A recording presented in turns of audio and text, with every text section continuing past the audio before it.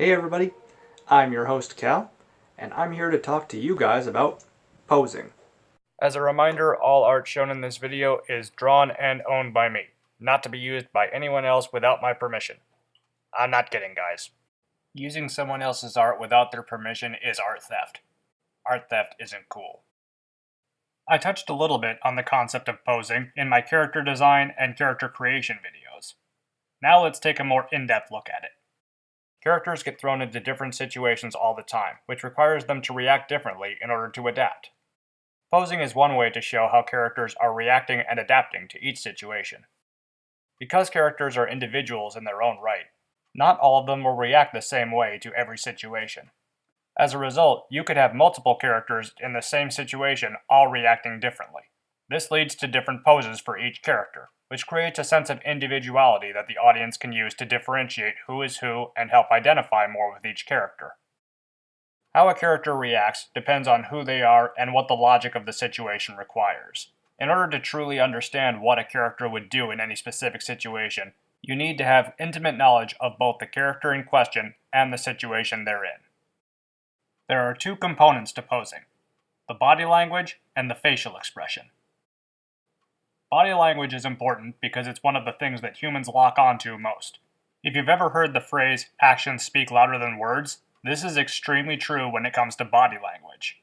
How a character is moving can tell you a lot about how they're feeling, what they're thinking, what their mood is, things like that. All of which are things that need to be communicated to the audience. A character's facial expression is another crucial aspect of posing because a person's facial expression can tell you a lot about them. What they're thinking, how they're feeling, and other information that you might need or want to know. For example, you can see body language that tells you a character is sad, but seeing the tears well up in their eyes and watching them stream down their face is a great visual indicator that hammers the point home. A character's pose can also set the tone for the scene. This can be used as a visual cue to tell audiences that something has changed in the scene, which is causing the characters to react differently.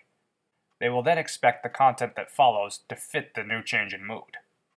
Even something as simple as drawing a character just standing there, not doing much of anything, can set a mood. This sets a more casual tone for the scene. It's good for dialogue, and good for breaks between action scenes. On the other hand, you can also use it to raise tension in a scene. If characters are acting casually when the logic of a situation dictates that they should be reacting a little bit more cautiously, you can use it to set up tension in the audience, who will be expecting something big and important and possibly horrifying to happen. The romance pose. Very popular these days, and it can be done in a variety of ways, almost all of which can be seen by watching the Hallmark Channel. Romantic poses add a tender and loving feel to the scene.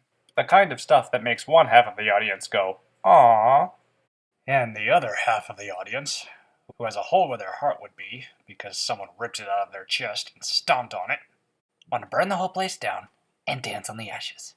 It's fine. Whatever. Sorry, getting back on track.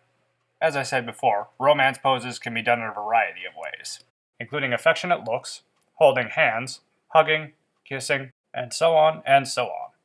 As you can tell from my examples, a lot of romance poses rely on nonverbal cues, aka body language. A good example of this is the flirtatious toss of the hair, a classic. Also a pose that you might actually get to see in real life at some point. A girl tossing her hair, often leaving her neck exposed, is a nonverbal cue to males that she is interested in them. And yes, there are more explicit poses that you can use to display romance. And no, I won't be showing you how to draw them. Just making that clear. The action pose. There are a lot of action poses out there, and if you're a big fan of action movies, you've probably seen all of them by now. There are 3 types of action poses: pre-action poses, during action poses, and after-action poses. Some pre-action and after-action poses can be used interchangeably. The picture that you see here is a good example of one that can serve both purposes. Action poses are not limited to just characters fighting, shooting at each other, things like that. Technically speaking, any pose which depicts the character physically doing something can count as an action pose. For example, a character sprinting down a hallway is an action pose. A pose has to fit both the character and the situation. If you can check both of those boxes, you're on the right track. One thing to keep in mind is that during the sketch phase, nothing is set in stone. You can start out with a pose that you think will be really great, only to find out that it doesn't quite work out later on. But that's okay, because you can always change it. As I said in one of my previous videos, the final product will not always look like what you originally envisioned, which isn't always a bad thing. I know it sucks having to redo something that probably took you a good long time to do, but anything that's worth doing is worth doing right, and if it takes a change of posing to get it right, it's worth it. Let's look at some of the tools you can use to make posing a little bit easier. As I specified in a previous video, toys are not just for play. They can actually make some pretty good art inspiration, especially when it comes to posing. Whatever type of creature you need to base your anatomy on is usually available in the form of an action figure, a doll, a model, even a Christmas ornament. The only downside is that you have to buy them. But that's a downside that you can find with most, if not all, art supplies. At most art supply stores, you can come across these posable dummies. They're another good way to make sure that your anatomy is spot on.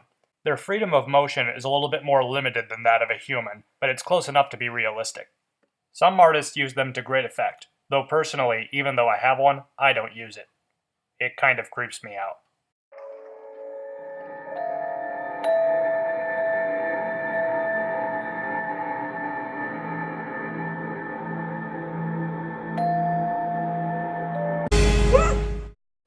Another good tool that you can use is reference images.